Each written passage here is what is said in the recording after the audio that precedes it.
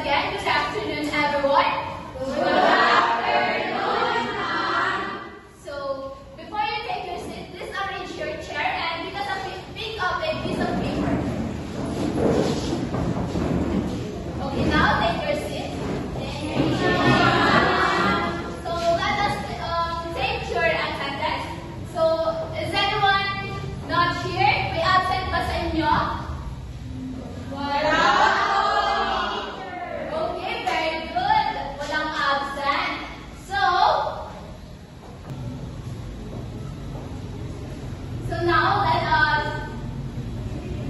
So now our classroom rules. Let us read. Number 1. Be respectful. Okay, be respectful, no? I-respect natin yung kaklase natin, and especially si ma'am, okay? Yes, ma'am. Okay, number 2. Always listen. Okay, yung mata natin, yung tinga nasa kay teacher lang, nakafocus lang po kay teacher Mecca. Do you understand? Yes, ma'am. Okay, number 3. Treat others with kindness. Okay, dapat maging mabait tayo sa iba, no? Maging mabait tayo sa kaklase natin, okay? Yes, ma'am. Okay, number 4. Try your best. Okay, so, in our discussion, try your best, no? Kapag may gusto kayong isagot, just raise your hand, okay? Yes, ma'am. Okay, number 5. Engage in learning with enthusiastic. Okay, so, gaya ng sabi ko kanina, if you have idea, just raise your hand, no? Then, we can collaborate, no? Okay, so number 6, raise your hand. Okay, if you want to speak, just raise your hand, okay? Yes, ma'am. Okay, so the last, learn to learn. Okay, so in our discussion, dapat is motivated kayo na matuto, no? In our discussion, dapat motivated kayo matuto, and sa amin lang yung focus nyo para marami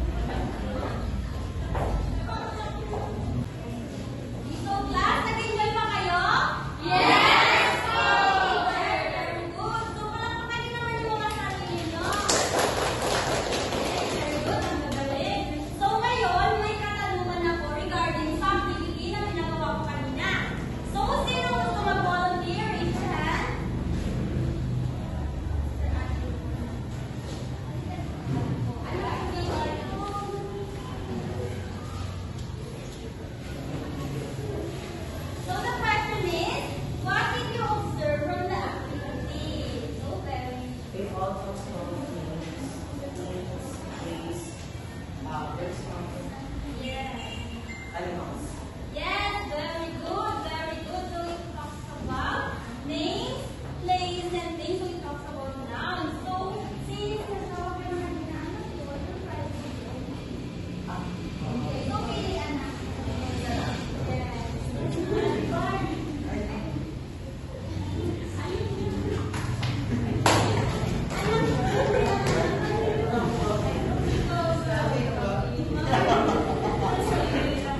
Okay, very good.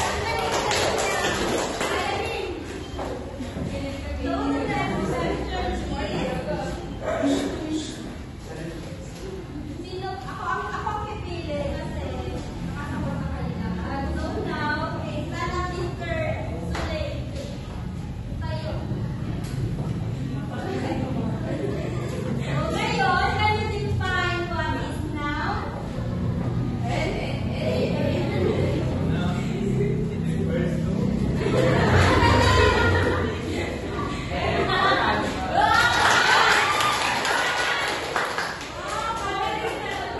Pinag-isipan niyo.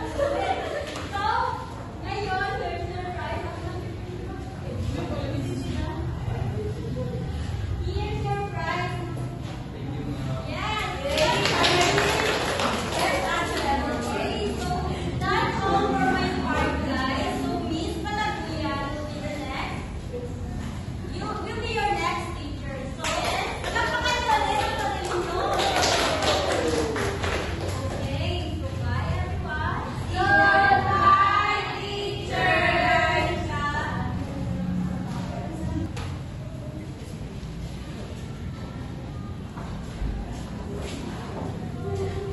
Good afternoon, students. Good afternoon.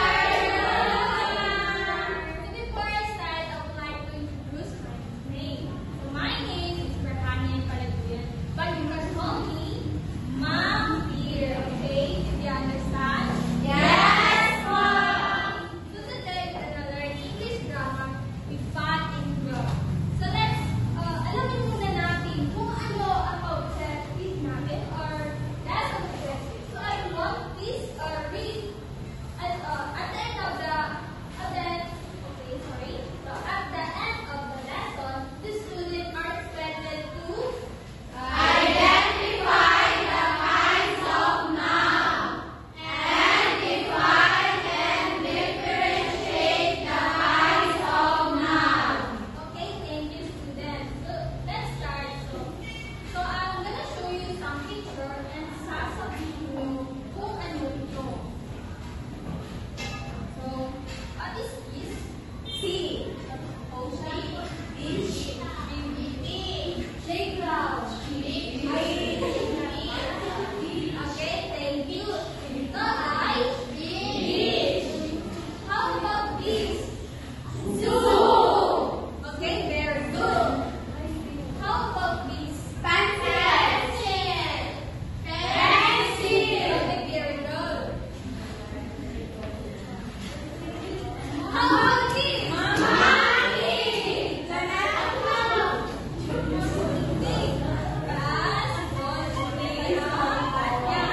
Okay, how about this? Eraser. Those are examples of nouns. Today, we're gonna learn a little bit more about nouns. Okay? Are you ready? Yes, Mom! Okay. So today, alamin muna natin kung ano ba ang noun. So, ano nga ba ang noun? Tao ba siya? Hayop ba siya? So, let's see kung ano ba ang noun or... Okay. And everyone, please read the... It is a person, place, things, or animals. Okay, thank you. Sorry, I forgot to So these are different kind of nouns.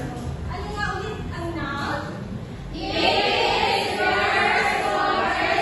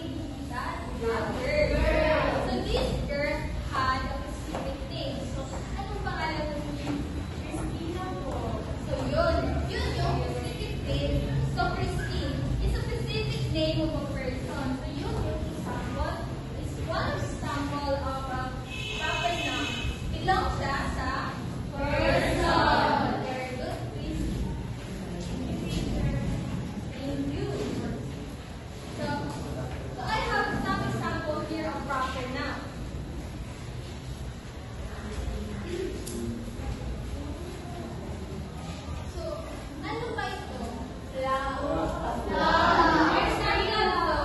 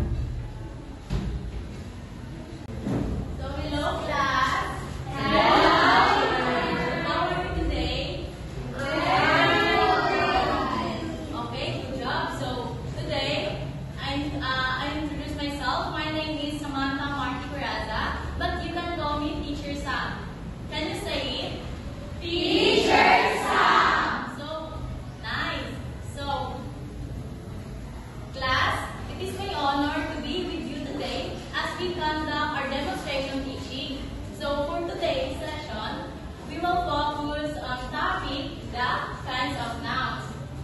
It is essential because it helps us to understand how to properly name of people, place, things, and ideas, and also knowing that different kinds of nouns help us to construct a better sentence and express our thoughts, our ideas more accurately. So throughout this lesson, I will be asking for your insight, and I encourage you to participate actively. Feel free to ask questions and express yourself and express your thoughts, your ideas, and so on. So I believe that learning is a two-way process, and your engagement make our session more productive and enjoyable. So let us begin and make this class enjoyable and productive. So teacher here is already discussed the first and second kinds of noun. Then today I will be discuss the countable nouns. So ready na ba magtutong lahat? Yes, Okay, good job. So everyone, who wants to read the countable nouns?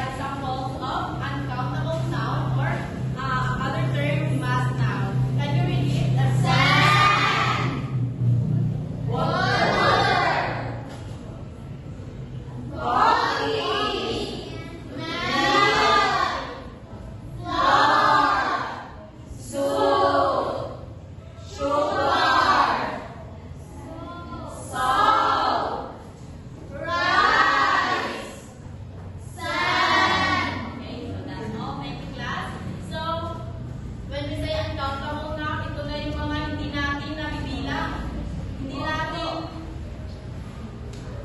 Hindi natin nabibilang. So, na mga bagay-bagay. So, everyone volunteer. Mr. Macwood, Miss Minati. So, all of the persons here in front, can you please volunteer?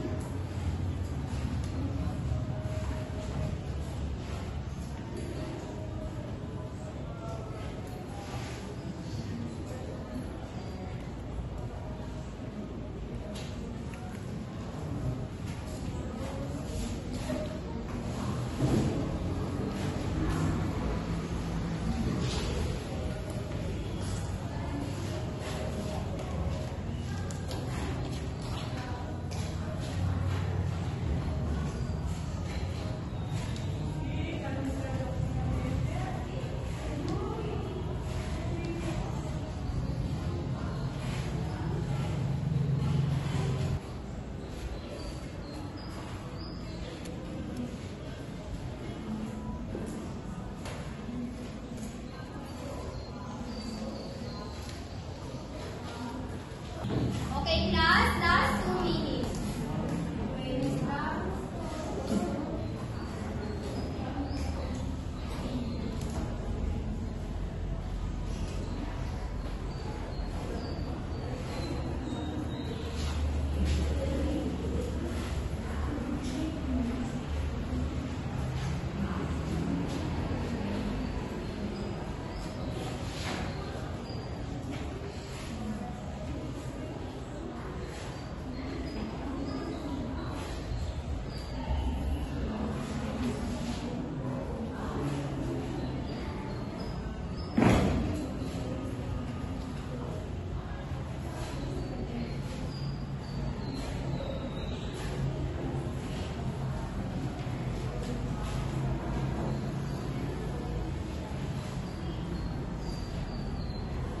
Okay, class, last 1 minute.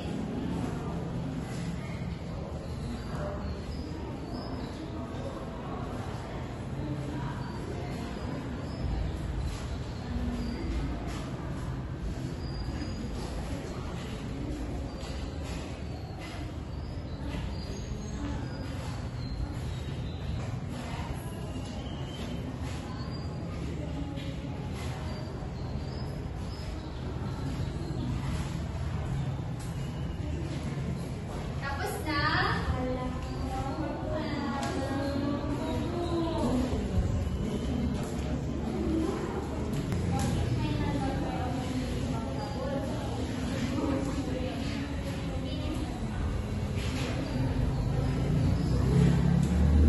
Sir, I'm done. Wow, very good, Mr. Mahmoud. Okay, sa'yo mo na ito. Class, quiet. Tapos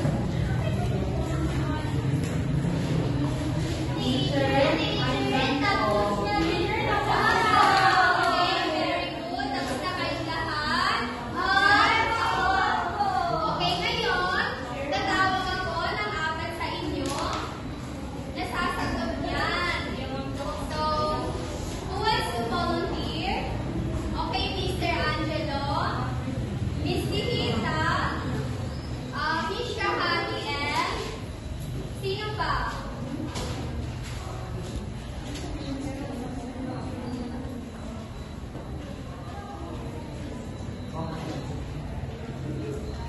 Miss Manalazar.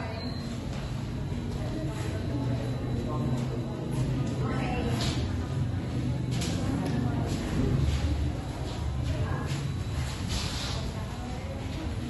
Okay, Mr. Angelo. I-define mo kung saan dyan ang example na Okay po, sa common noun po, ang example niya po is yung makinig kayo, class. last name, makinig po lahat. Okay po, sa common noun po, ang iba po na example niya is unang-una po teacher is ang school, pangalawa